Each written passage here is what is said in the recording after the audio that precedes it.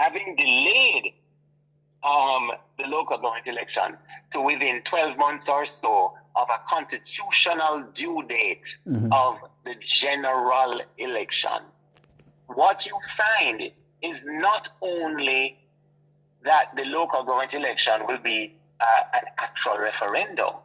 What you are finding is that people are, voters are looking onto the local government election as an appetizer till when they yam the real food in the general elections.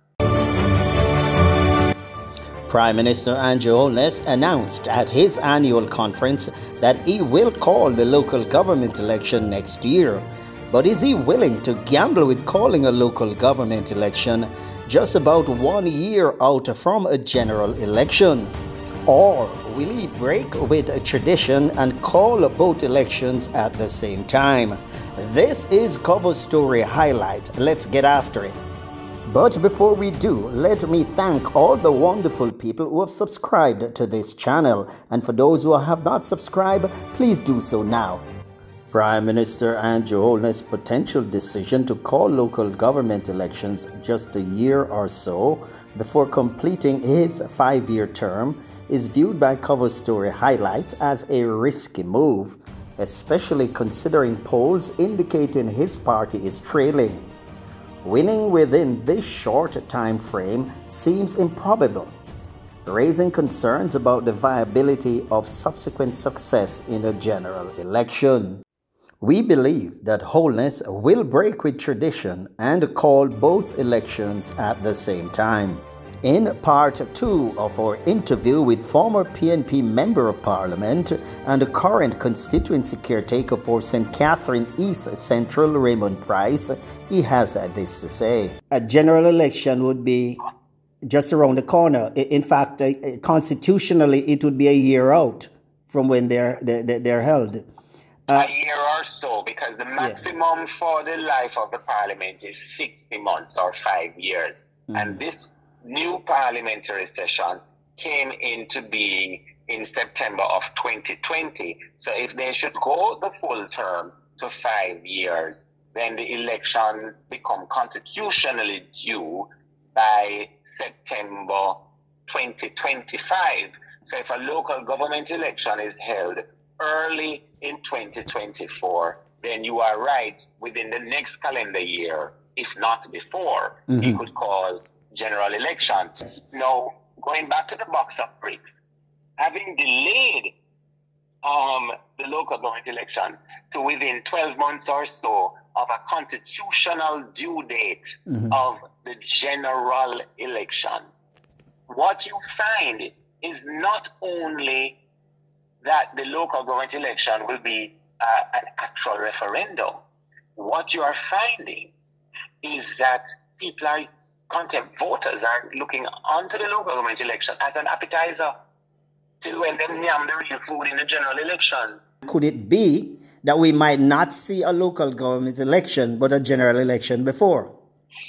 Well, when I graduated high school, one of the things that we learned in general paper was that Jamaica has a Westminster-style parliament, which reserves to the Prime Minister the authority to call on in the case of England, the then Queen, the current King, or in the case of Jamaica and so-called Commonwealth countries, the Governor General, to dissolve Parliament for the holding of elections, whereas our most famous neighbor, the United States, has fixed elections, being, I believe, the first Tuesday in every 4th November. That's correct.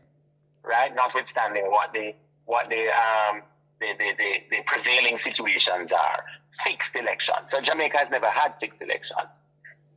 That we still claim, the reason we don't is because we're a Westminster model democracy is ridiculous, because guess what? The Palace of Westminster in the House of Commons has long passed an act or passed a bill into law that fixes election dates in the United Kingdom. So what's our excuse? So he does still, however, have that lever where he can decide when he the local or the general election. The local can be postponed. The general has some strict constitutional rules. Maximum of 60 months or 5 years, or prescribed conditions which could see the life of the parliament extending beyond the 5-year limit. That has happened once in recent history, post-independence history, which was the period 1983 to 1989, when Mr. Edward Seaga, the late Edward Seaga, was the Prime Minister of Jamaica. No other time has it ever gone beyond the 5-year mark. So if Mr. Holness is probably looking back over the last couple of months, the last couple of years, perhaps he is now regretting that the local government elections were not called before. The general election held February 25, 2016, followed by the general election held September 3, 2020, follows recent pattern where no prime minister goes to the 5-year mark. But right? when you consider February 2025 going down to September, it would be that year. It could go down to September. The general elections could have gone. And I'm happy you raised it. After the elections were held February 25, 2016, the 5-year mark would have been February 2021. Precisely so, yes. So he called it September 2020. In a global pandemic setting where he could have just as easily have come to the parliament and said, in light of the ongoing corona pandemic, we are going to shoot beyond February 2021.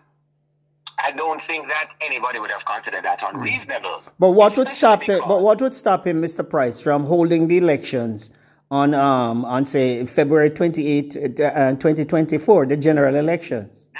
Nothing. That's the point I'm making. He's a prime minister in a Jamaican democracy where the prime minister and no one else has the authority within the prescription of the Constitution to name the date for and therefore call election and cause elections to be held. Beyond the electoral challenge, the financial aspect looms large. The Electoral Office of Jamaica proposed a substantial budget of $1.7 billion for the local government election. Minister of Finance Nigel Clark affirmed that the funds were set aside. However, with a looming general election in 2025, the question of the government's preparedness to secure additional funds arises. We know it is not far-fetched to hold 2 elections at the same time. It was attempted in 2020 during COVID, but for some reason it broke down. The government has enough time to move a motion in Parliament to have both elections held at the same time.